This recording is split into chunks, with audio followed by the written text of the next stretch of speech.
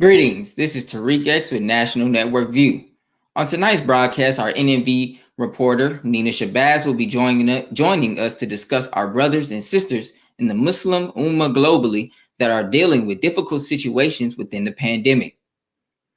Ipinoluwa Adedokun, CEO and founder of Apparel Co., will discuss his clothing line that is providing youth opportunities to build wealth and support world missions.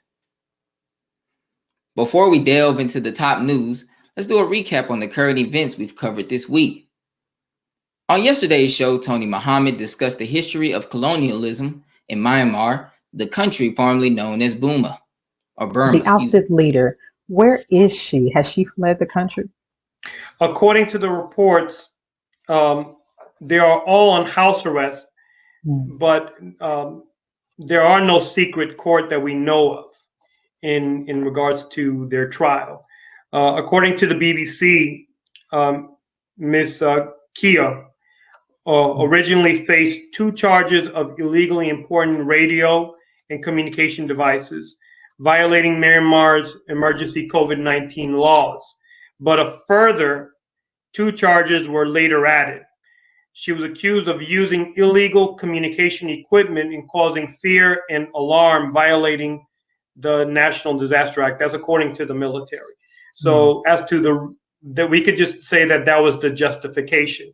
As to what exactly is really taking place, right. I think time will tell exactly what exactly is taking place. Tamu Asir, Martin Bay, and Kiara Adams with Compton Community Garden shared how the community garden is positively impacting and strengthening the community. Okay. I wanted to know how long has the community garden been operating? So the community garden has been operating since 2013. It started with Dr. Ross, our mentor that you've seen in the previous video. He worked with this organization to actually create the space here, along with about 14 other community gardens in Los Angeles. And the goal with creating Compton Community Garden was actually to combat obesity and food insecurity in our neighborhoods. And from there, he partnered with at-risk youth to get them involved and give them something productive to do in the community. Yeah. And that's when our organization, Holistic Divine Innovations, came on board to actually help sustain the place and add organization and structure to what you guys all see now as the garden. Yeah. Brother Abdul Malik Muhammad, top fisherman in the Nation of Islam, discussed the death of DMX and others not long after receiving a COVID-19 vaccine and how people can rise above drug addiction with prayer and fasting. How did you make it out? Was it, in fact, the minister who encouraged you or inspired you to get out of the drug trap?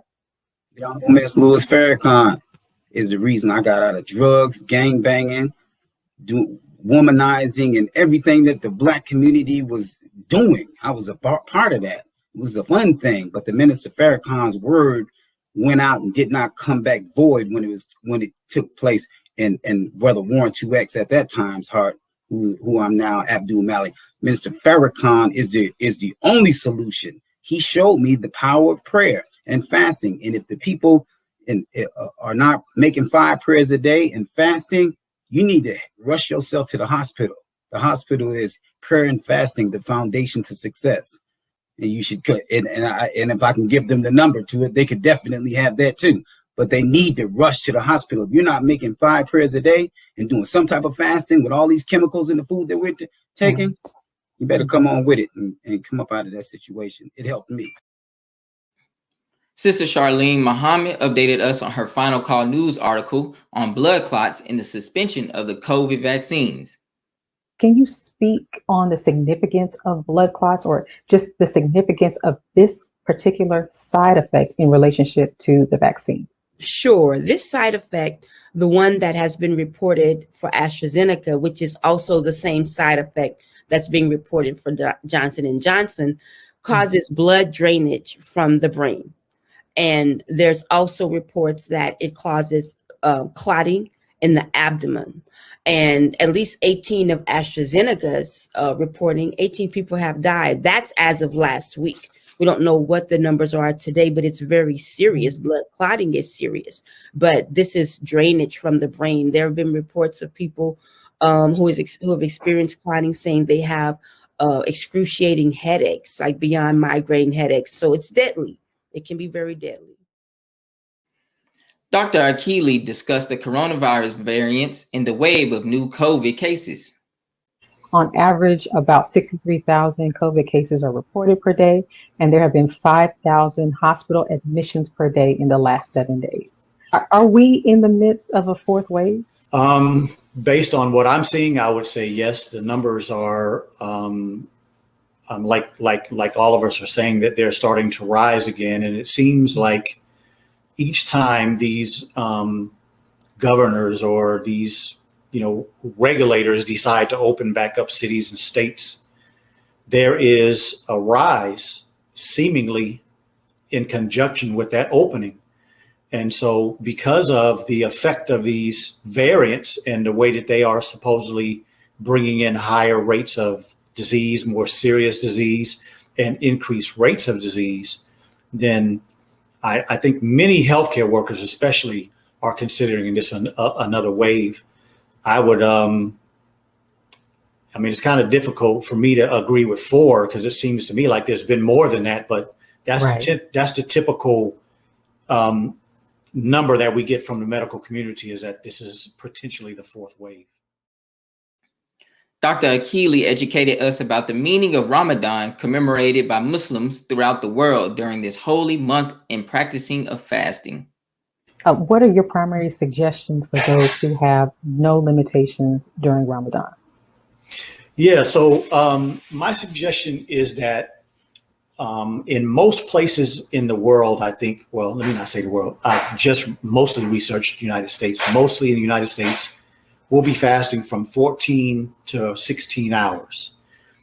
When you go long periods of time in between meals like that, and you haven't had anything to drink, and most importantly, I'm talking about water, the most important thing that we should do in the morning before we start to fast, and the most important thing that we should do when we break the fast, is hydrate. And hydration is different just drinking water. If you open a bottle of water and just drink, that's good for you. But hydration tends to have the water be in the body, in the cells, longer periods of time, which helps with cleansing, which helps with all of the processes of the body that happen when we're giving it rest. And so that's my biggest suggestion. Make sure you're choosing the right foods. As the Honorable Elijah Muhammad says, if you're going to eat meat, you probably should stick with fish, which is the easiest meat to digest. And then if we're eating the right type of foods, bean soup, whole milk, good fruits and vegetables that should be organic, those long periods of time in between eating will give us a lot of ability to heal and make the body much better in 30 days. Doshan Farad and Eric Muhammad discussed the latest in the ongoing murder trial of Derek Chauvin, charged with killing George Floyd. So from your perspective, is there a correlation between these efforts to defund the police department and this rise in violence in America? No, it's absolutely not. And I say, I want y'all to watch this movie called Them. And I say, as they said on Them, the white man is the devil, right? It's beloved. It's who he is. It's his nature. And you create a system, right? And then now you have to police that system. And this is how they police that system. So no, to your answer, there is no connection between defunding the police and violence. They are who they are. They committed the violence and they still getting paid. Eric Muhammad discussed the death of hip-hop music artist DMX and reminded us that his family members said he recently received the COVID vaccine. Why do you think a country like America, that's considered to be a world power, it leads the world in addictions according to a 2019 study? You know, the Quran says, when an unrighteous man brings you news, look carefully into it lest you harm a people in ignorance and then be sorry for what you did. And I know the clip started out with saying that our brother died because of a heart attack with drug use. But there was another clip that also came out where a family member said that he took the vaccine, a week earlier, right? And then so now what happens is we start to run on certain things. But to go to your question, it's because, you know, America is what it is. It is a pharmaceutical company where it's only 2 countries, I can't think of the name right now, where you cannot market directly to the people. But America, as we turn on the television every day, we are seeing them market directly to the people these drugs, because they want to keep the people, especially Black people, you know, in a different state other than reaching our goal and being who God created us to be. Doshan Farad discussed how the government responds to the drug addiction of Blacks in comparison to its response to the opioid crisis. And what should be the response of Black leadership when they're seeing that they're making the legislation less punitive for whites, but when it was for Blacks, you didn't see that compassion. We were super predators.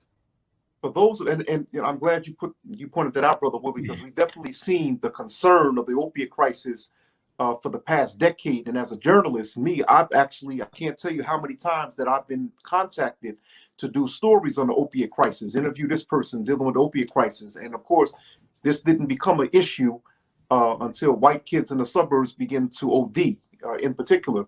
What I say is those of us who believe in voting, this is where the term all politics are local comes in.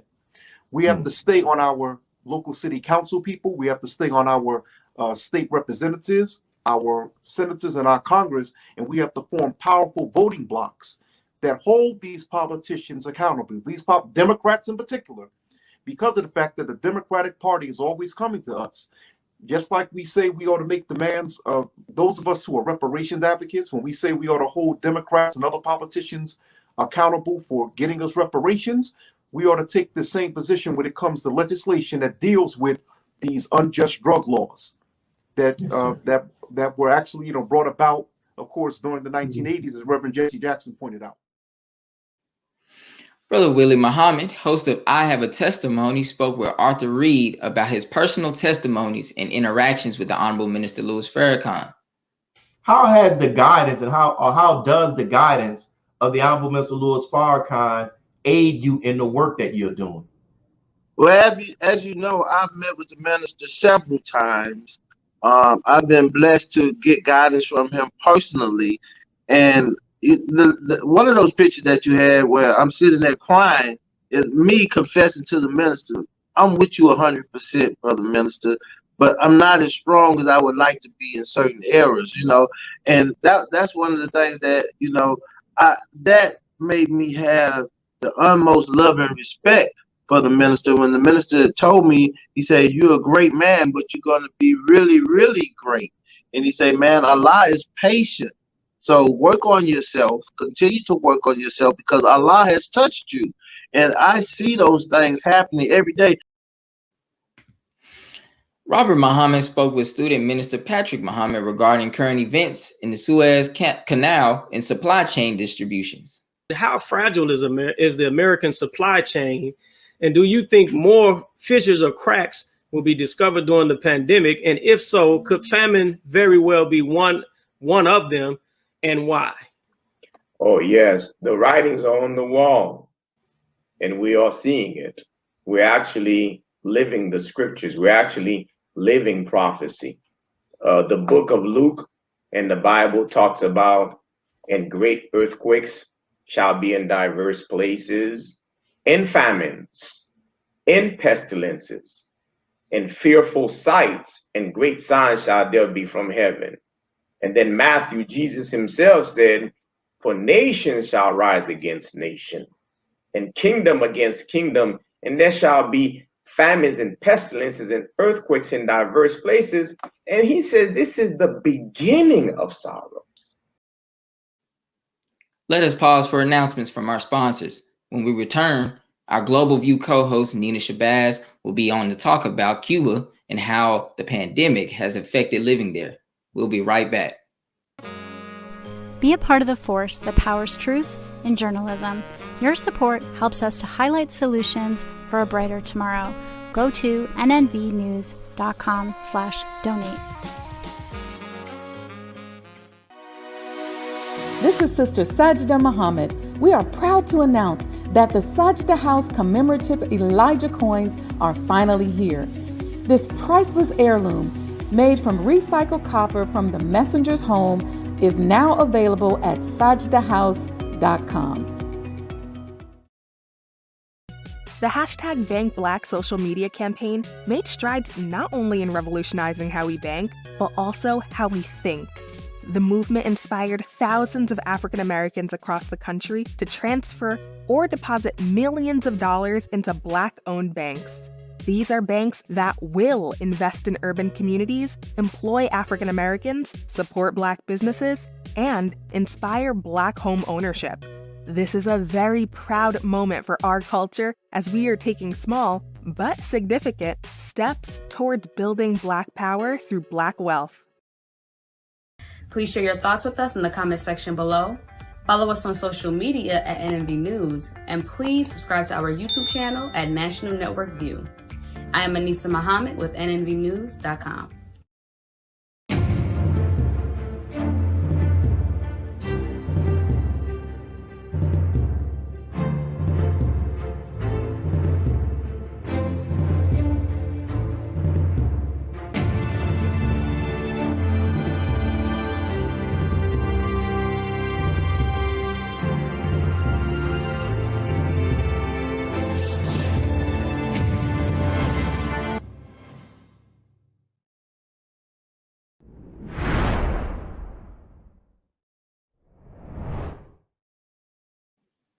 Today, during this Ramadan edition of the broadcast, we will be discussing our brothers and sisters in the Muslim Ummah that are dealing with really difficult situations.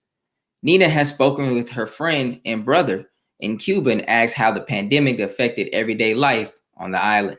If you're living here and you need to buy groceries just like bread, milks, some milks and yogurt, cheese, you need first to take a long walk in your neighborhood and try to find in the shop stores that are placed in your neighborhood what you need. Maybe what you need is not in your neighborhood. You need to walk and find what you need in another neighborhood that have nothing to do with your own neighborhood. Sometimes you can find them what you need in another shop stores that are in another neighborhoods. But first, you cannot go inside the shop store and buy what you need, because many persons need what you need. You need to do first a very big line before buying what you need. You can take here in this line 5 hours, 6 hours, maybe less. Nobody knows. Joining us today, we have Sister Nina Shabazz. How are you doing today? I'm doing well, thank you. How are you? I'm doing fantastic. Ramadan Mubarak. Ramadan Kareem, sister. So, Yes, sir. I see here, Sister Nina, I understand that you traveled to Cuba before the pandemic. How was the island, how has the island, been impacted by the pandemic? Well, when I went to the island previously, there was great enthusiasm. At the time, President Obama was still in office, and the Cubans were elated. They were celebrating as much as we were because of the fact that he had, he lifted policies to ease some of the really strict embargoes. This embargo has been in place for 60 plus years. And so it's really crippled the economy in Cuba. It's literally, they're frozen in time, essentially. And so when we went over there was great enthusiasm that things were beginning to look up for the Cuban people. You saw a lot more people investing in Airbnbs, and we actually stayed with a local family instead of a hotel chain. We decided to, put the money in the local economy and be part of the local community. And so there was a lot of enthusiasm for enterprise. And as you know, or may know, that the embargo is not just America not trading with Cuba, but America has forcibly dictated to other countries that they cannot trade, they cannot do anything, any kind of business transactions that would, bring Cuba up out of its economic quagmire. And so before the pandemic, things were financially stringent.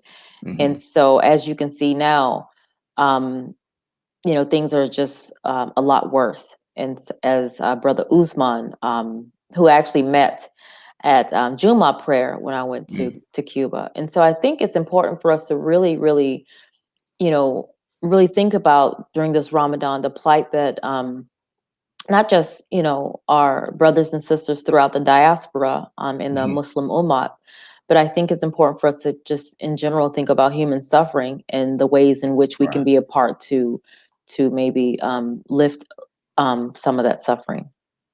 No, absolutely. Because just from watching the video and reading the article that you sent me, I could see that, they're having a hard time or hard trouble getting food, getting adequate amount of groceries, and especially for those who are participating, in this holy month of Ramadan. I know it could be a struggle to not be able to eat an adequate amount of foods after you've already been fasting throughout the whole day. So I already know that is definitely a burden on them going on at this time. And after watching the video with your friend and your brother Usman, what is the general mood of the people that he has encountered there? Well, the general mood, from what I had a discussion with him, people are hurting. People are, they are walking in a little bit more fear. As with the previous administration, they a lot of the hope that they had, during President Obama's tenure was completely lost during the previous administration. I mean, we see the lines, we see that, and this is, we saw lines like this here in America. And can you imagine, essentially being cut off from all other countries being able to trade with you, and that essentially cripples your community. And so the mood is somber. The mood is, they're desperate. But now I think with this new administration, there's a little glimmer of hope that things may return, and Americans can travel there a little bit more. And so that's the hope. Right. Yeah, that's I could only imagine, because as we could remember, I know here in Texas it was a struggle to get our basic necessities whenever the pandemic first hit. Toilet paper, tissue, paper towel, bread, milk, eggs, whatever it was. Sometimes it's still scarce, and we don't have the same policies put on us as Cuba does. So I can only imagine what it's like trying to just get the basic needs and necessities that you need just to live. And then, like I said before, not alone break your fast after you haven't ate all day, but yet you come home and all you have is a little bit of something to get you through to the next day. And I can definitely understand how difficult that could really be. And do you think that the pandemic will have a long-term impact on the people even after the pandemic? Well, one of the things about the Cuban people, as they are a part of our people, and they are the part of the global majority, as are the original man and woman of the planet. They're very resilient. And one of the things that that I did see is that they some of them had made almost a business out of waiting in the long lines. And so very enterprising people. But one of the things that I think has given them hope is the fact that Cuban has a remarkable medical community, medical background, and you have doctors from all over the world actually being trained in their medical facilities. Wow. And so they're on the fast track actually of having their own vaccine. They are actually in the third, I believe it's the third trials, third wave of human trials for their new vaccine. And so like I said, the Cuban people are very resilient, and so they will be the first Latin America country to develop their own vaccines independent of anyone in the West. And there already are partnerships from Iran. I believe other Latin American countries are, lining up for their vaccines because, as we can see, the Cuban people have never had an agenda of depopulation, and they've always put the health of their residents first and foremost. And so, as they do have, they've made amazing strides in medical advancement. As a matter of fact, China flew a bunch of Cuban doctors when the pandemic first broke out to help them get, the pandemic on the wraps. And China is essentially almost back. It's basically like pre-pandemic activity. And so, in terms of the lasting economic effect, I think with the vaccines, I believe the trials will be finished and they'll be ready for their population to be vaccinated. There is talk of medical tourism.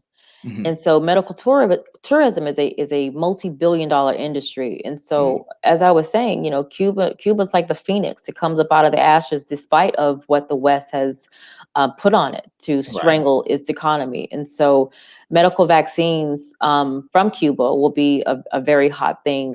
They're believing come summer. And so, I think that they will be able to make up some of the inroads of what was lost during the pandemic and make strides to to open themselves up to the rest of the world. And it's good to see that a lot of countries actually did ignore America when they were told to to not take Cuba seriously. As a matter of fact, their lung cancer vaccine is in test trials right here in New York in the USA. So they are a major player in terms of medical advancement. Wow. When you mentioned resilience, that definitely reminded me of what you were saying or what you touched on in the article about how they made an entrepreneurial opportunity for themselves despite everything that was going on. And then, as you talked about the medical tours, is that what you said again? Medical tourism. Yes. It's amazing though how sometimes things that we believe are hardships and different trials and tribulations can help bring out something positive, or as you expressed it, the phoenix coming out of the ashes. And so, my prayers to Cuba, because I believe that they are definitely going to shape something beautiful out of this horrific situation that's going on right now. And, it's with everything going on, I guess I could say, just do you have plans to travel back there anytime soon? Actually, I do. Just haven't been in touch with Brother Usman for the last couple of years. We've kept in touch because he was our tour guide the first time we went to Cuba. And so the group of us, there is an RN on our team that was with us last time. And so we do intend to go back. We do intend to continue to exchange and dialogue with our brothers and sisters there, and hopefully really start something in terms of enterprising. There's some other links that the brother sent me that Cuba's actually very interested in doing different types of businesses and encouraging the world, if they want to come do business in Cuba. This is a really good time to start looking. And so we're hoping that the State Department, under the new administration, will start loosening some of the cords that America has placed on citizens being able to travel there freely, and then we'll be able to book a trip there within the next year. Beautiful. That's beautiful. Well, I thank you, Sister Nina, for taking the time out today to have this great discussion with us, and I appreciate your amazing and wonderful answers to these questions. It really gave me a lot of clarity, and I'm sure it gave a lot of the guest viewers some clarity as well. Thank you. It was my pleasure. Thank you. You have a wonderful night. Thank you. You too as well. Thank you. All right. Let us pause for announcements from our sponsors, and then we'll be bringing on Ipinoluwa Adedokun, and we'll be talking about his clothing business and the opportunities he is providing. We'll be right back. Be a part of the force that powers truth in journalism. Go to nnvnews.com/donate. Thank you for tuning in to NNV News. Please share your thoughts with us in the comments section below. Follow us on social media at NNV News, and please subscribe to our YouTube channel, National Network View. This is Clifton Muhammad with nnvnews.com.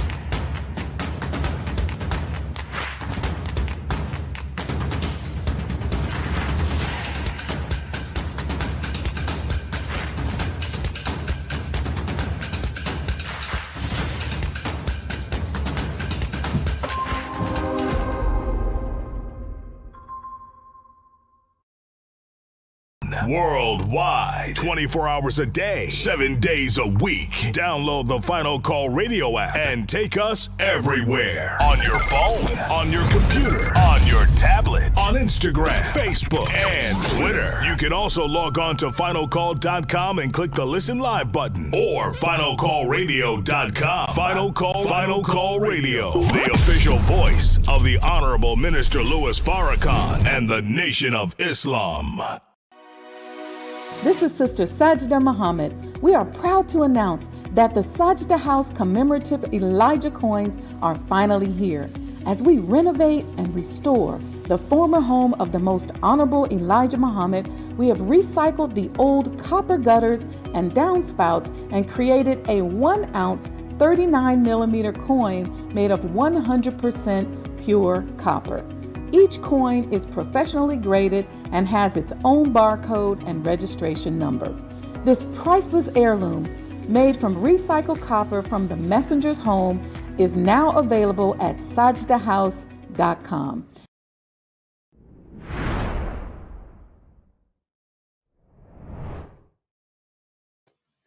The youth is the solution. Youth are creating their own opportunities in organizations that support the mission and work of building the world of the future. You know, I think the number one piece of advice I have for a 19-year-old is always patience. I think for a lot of us here, most of us, not everybody, there's some youngsters in the crowd, but we've all been there. And I think the impatience so many of us have at 19 tends to be the detrimental aspect of our personality. I think there's way too much wanting it now, which then leads to very short-term behavior. And I always say to a lot of my friends, I'm like, look, there's a very big difference between being rich and being wealthy if we're talking about money within the context of the business. And really, normally, it's predicated on people that are thinking in a 20 or 30-year window versus people that are thinking in a 20 or 30-minute window. Joining us today is Ipinoluwa Adedokun, CEO and founder of World Apparel Co. Greetings, my brother. How you doing today? Can't hear you. Hi, how are you doing today? I'm sorry about that. There you go. Yes, sir. Yes, sir. Doing fantastic, my brother. Fantastic, man. I thank you for taking the time out today to join us on the show so that we can kind of discuss, you know, just what it is around World Apparel and what do you have to offer the world with apparel, and, you know, just kind of the impacts that we are making or that you are making with this brand here. So, you know, as a CEO and founder of World Apparel Co., what was your inspiration for starting a clothing apparel company, and how long has World Apparel been in business? Well, to begin with, what started it, I don't know if you guys recall, but it was about a couple of years ago in Dallas, Texas. There was a police shooting. It was pretty big. It was right after I believe it was the murder of Eric Gardner, I believe. Correct me if I'm wrong, but very similar situation to my brother George Floyd, God rest his soul, where he was brutally murdered by police. And so another man took actions into his hands and during protesting in Dallas, shot a couple of police officers. Now it was very odd, very strange, right? For some reason, my mind, my heart went out to those kids immediately. The kids of the police officers that were wounded, right?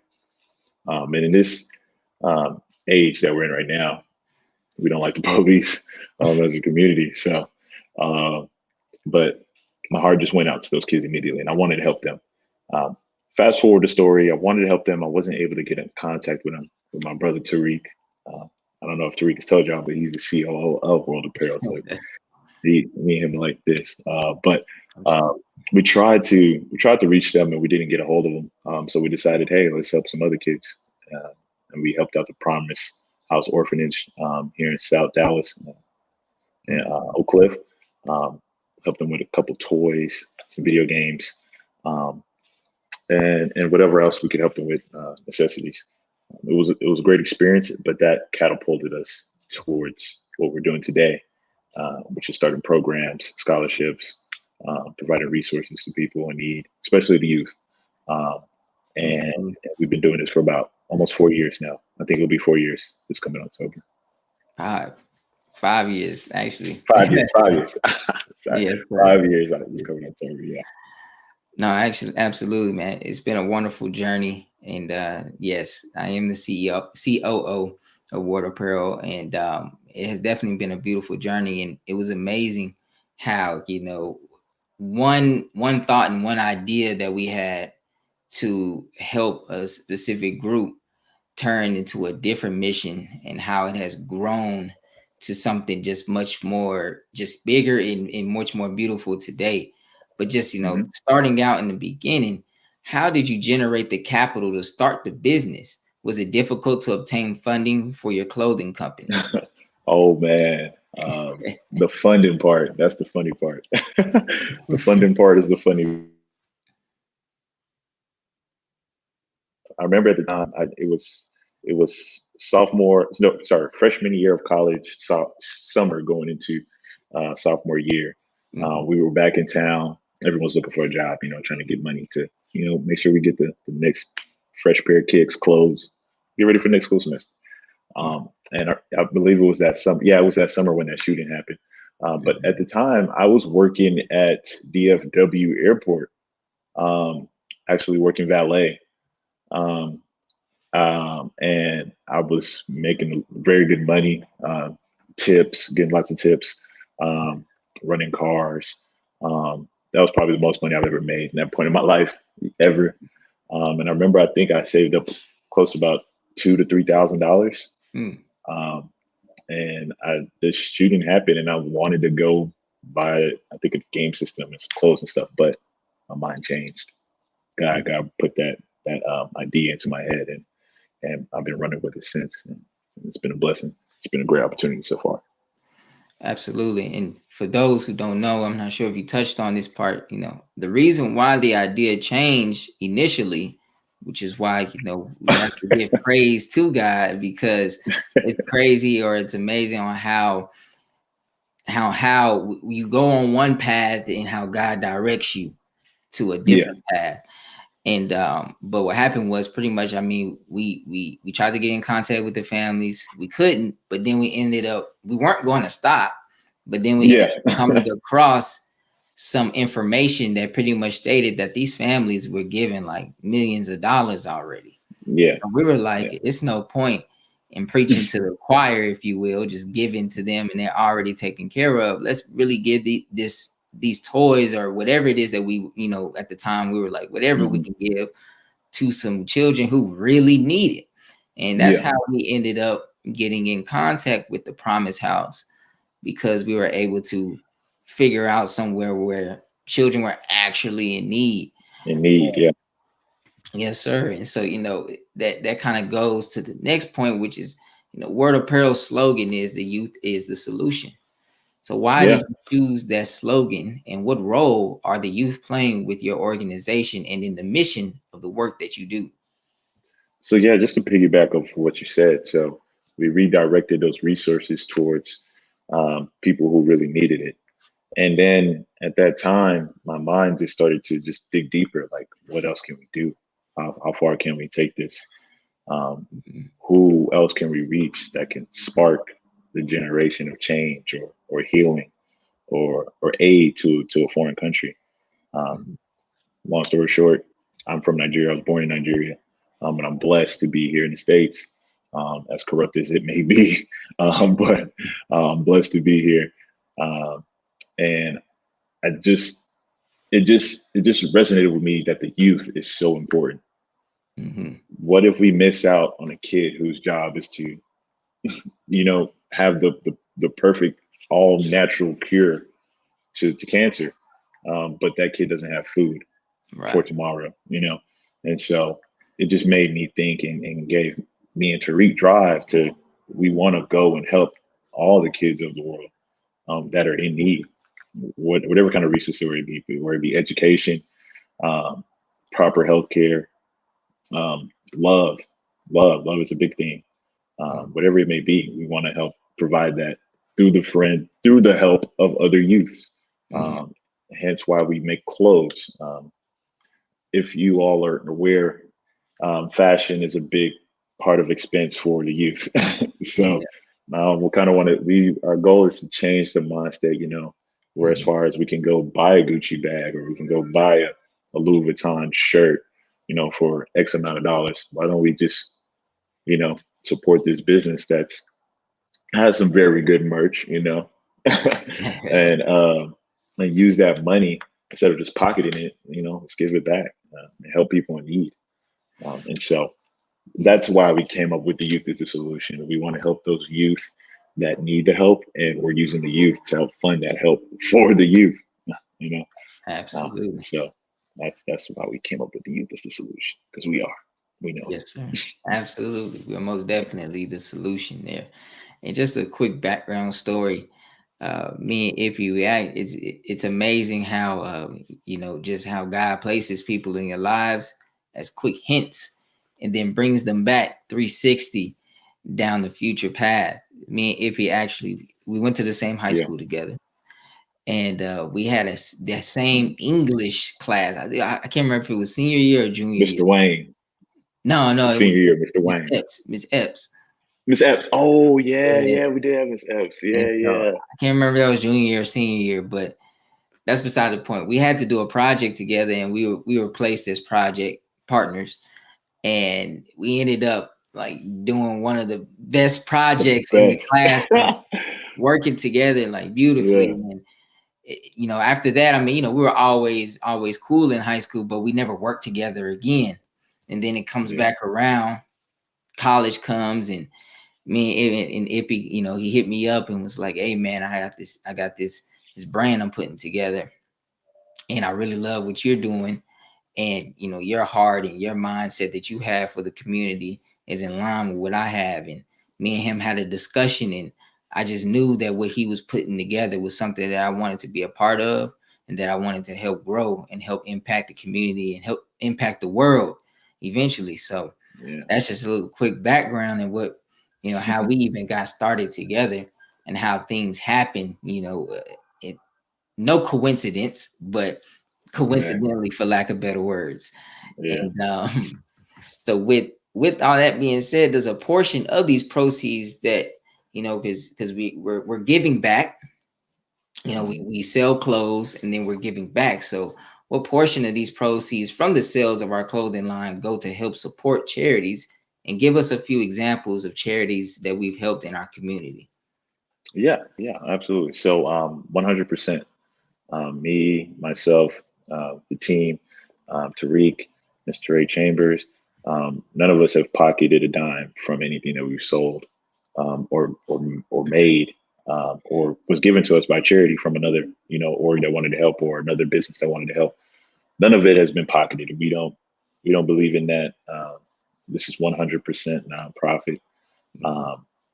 I don't pay myself. I work a 9 to 5, so that's how I pay myself. But as far as the projects that we've done, so I'll start from the beginning. First one was Promise House Orphanage, Dallas, Texas. We raised a couple $100, not much, not many. I think it was $500. That's what we raised probably, and we spent $300 of it on toys and coloring books and video games for the kids that Christmas. And we gave the Promise House a check of $200 for them to purchase, any type of miscellaneous things that they needed for the kids. And they loved it. It was great. And we're going to hear about them again when I go through the circle. But Promise House Orphanage first, and then After that, the Flint situation started to really gain media attention. We started reaching out to people out there in Flint, Michigan, Little Miss Flint, the pastor of, I forget the church. I believe it was, do you remember, Drew? I think it's Prince of Peace. Prince of Peace, yes. Prince of Peace Church out there in Flint, Michigan. We reached out to them. Great pastor, great family. They assisted me and another friend of ours named Roderick when we went up there. But not to get ahead of myself, while we were on this mission to get to Flint, right, and help with the water situation, the hurricane hits Houston. And Houston is, if you don't know, it's about 4 hours away from Dallas, Texas. And it's basically our brother. Houston is Dallas's brother. Right. I'm gonna cut you off, my brother. So no, you're good. No, definitely. Hold on to that story there. We're definitely gonna come right back to that. We're gonna take a quick pause for our announcements from our sponsors, and then we're gonna bring you right back on. We're gonna jump right back into that Houston hurricane story, my brother. Thank you. Be a part of the force that powers truth in journalism. Your support helps us to highlight solutions for a brighter tomorrow. Go to nnvnews.com/donate.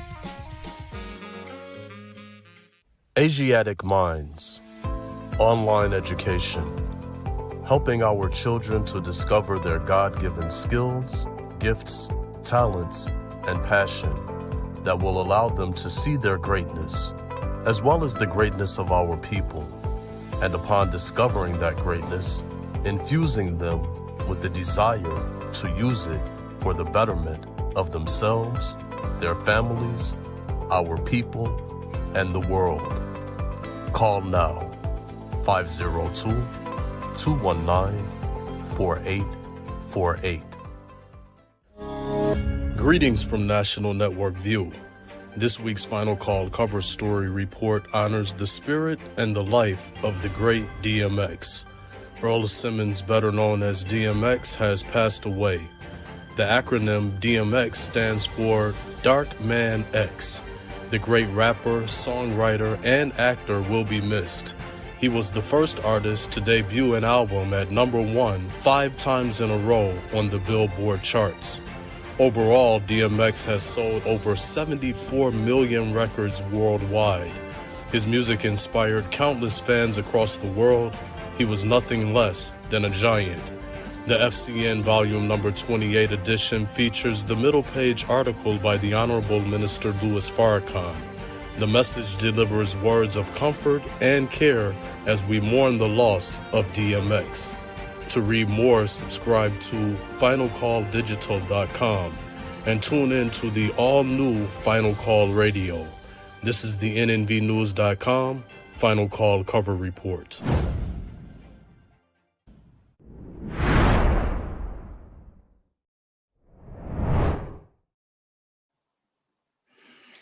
So we are back here with Ipinoluwa Adedokun, and we are discussing World Apparel Co., a nonprofit clothing line in which we are using to help change the face of giving back to the community. So my brother, before we went on the break, you were discussing the story about Hurricane Harvey in Houston.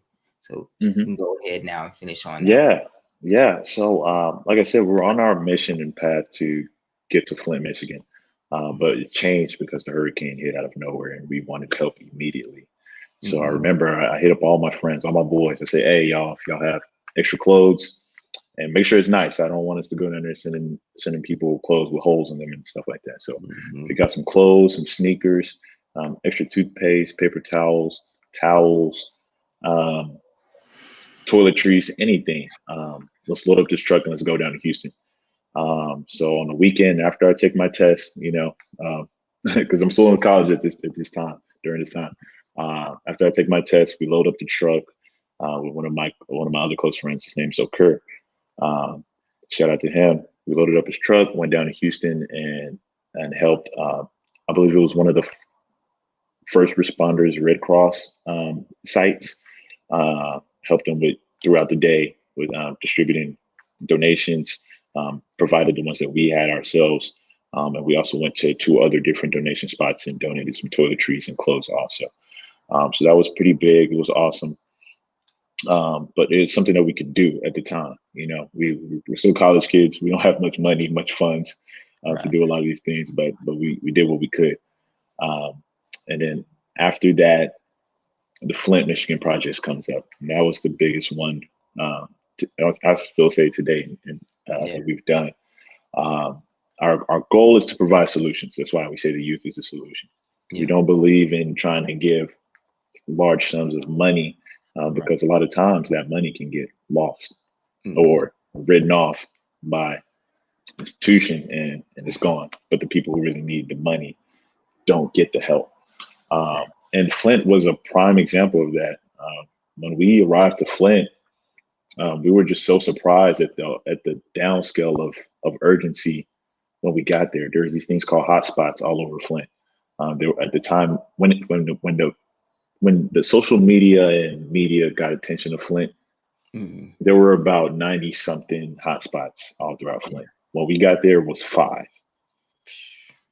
And at that time, celebrities like Beyonce, Bruno Mars, a whole lot of people have donated to Flint, the city of Flint already. So why are the number of hotspots or resource locations decreasing? It doesn't make any sense to us. So we said, okay, what's the best way we can help? They said we need filters. A lot of people are just giving money, but we don't see the money. So I said, okay, cool. We're going to get filters and water bottles. And so by our fan base and our supporters of the World Team, shout out to you guys, we were able to raise off of that. We use it to fund our plane tickets to Flint. We left on a Wednesday. Mind you, I'm still in school. So I told my professors, yo, I got to go. I got to leave. So we leave on a Wednesday. We come back on a Sunday. So we're out there in Flint for about 5 days, distributing water and installing shower head filters for the community. It was a blessing. Helped a lot of people. It was great. Really, truly enjoyed that project. And now we're on to our 3rd and 4th mission, I would say. We're kind of in between both of them. Haven't really announced much of it yet, but we are creating programs to combat human and children sex trafficking, providing awareness. We're launching a program called Operation Care Card coming soon. It's basically going to help fund women who have been involved in that life to get their gears going in a different path and help them, provide them with resources that they need. And our VENT program for mental health. People studying in the field, we want to help fund those people to do that. And a lot of people encourage athletes. They get the best encouragement from family and friends, but there's people who want to be doctors, mental health doctors, therapists, social workers. We need to help push those people in our community too. So that's why we started that program. Yes, sir. Yes, sir. And one thing that World Apparel prides themselves on is showing the youth. We provide solutions, but also showing the youth, that it doesn't take $1 million to make an impact in the community. So, 100%.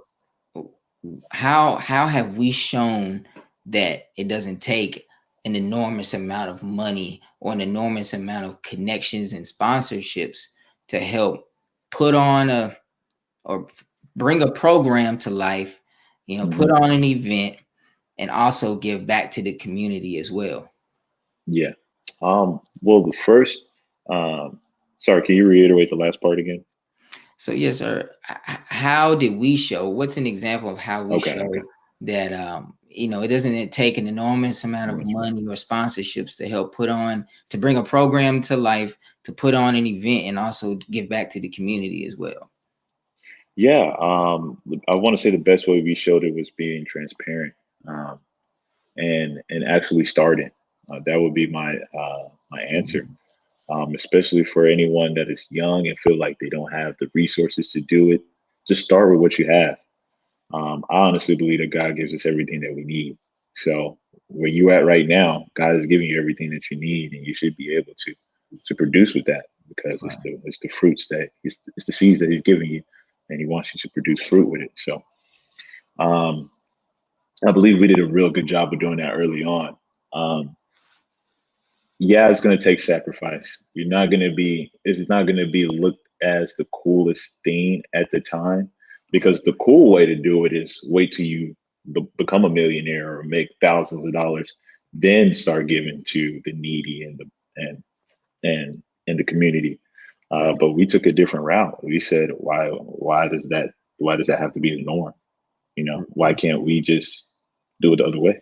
And we did. And we've been very successful with it. And I love it every day. I think about it every day, what we do, and I love it. Yes, sir. And so, you mentioned the scholarships for mental health. So what is it that made you turn a focus towards mental health and then want to provide these scholarships with those who are either dealing with mental health or who are studying in a field that deals with mental health? Yeah, Vent. Is something I had. See, Vent just talked about it. Shout out to Gerald. He's on our graphic design team. He creates all of our graphics. Dude's fire. But mental health is a huge problem. Depression is starting to become the leading cause of death. Please correct me if I'm wrong, but for the youth, I don't want to say it's the leading, but it's growing, and it's going crazy since social media and all these things have been, starting to become more popular. So in regards to the youth, our mental health is pretty weak compared to what it was in past generations. And a lot of people don't know correct. So they choose drugs, alcohol, trying to make money, just focusing on work or focusing in school, or just trying to ignore it. Yeah. Where as far as our Vent program, we want to encourage people to talk about it. Vent, whether that be in prayer, expressing your emotions through art, actually talking to a therapist, which I would highly suggest, or your best friend, someone that you trust that can hold all that information and all that, and hold that weight of those emotions that you're feeling, right? And so, in aspect of that, we wanted to figure out a way how we could really help. Because, like I said, we're all about solutions. We're not about just putting out love each other. You know what I'm saying? I don't want to, we don't want to be just a page where people just talk about all kinds of positive things. We want to actually provide solutions. So we came up with the Vent program to help fund people towards pursuing those spaces that can actually help other individuals and helping people who are in need. Yes, sir. Well, I appreciate you again, my brother, for coming on today and giving us some information about World Apparel Co. And last but not least, before we close out, where can we find the clothing for World Apparel Co. And also where can you find updated information about World Apparel Co.? Yeah, you can check out our websites. We have worldapparelco.com. You can check out all the apparel. You can click on the team, find out our bio, look at everyone who's on the team. And you can also check us out at worldmissions.work. That's where we put all our information about our mission trips, our team members, our partners. And if you want to join the team, you can fill that out. On social media, you can see us on Twitter, Instagram, and Facebook at World Apparel Co. And we'll hit you up, DM us, talk to us. All right.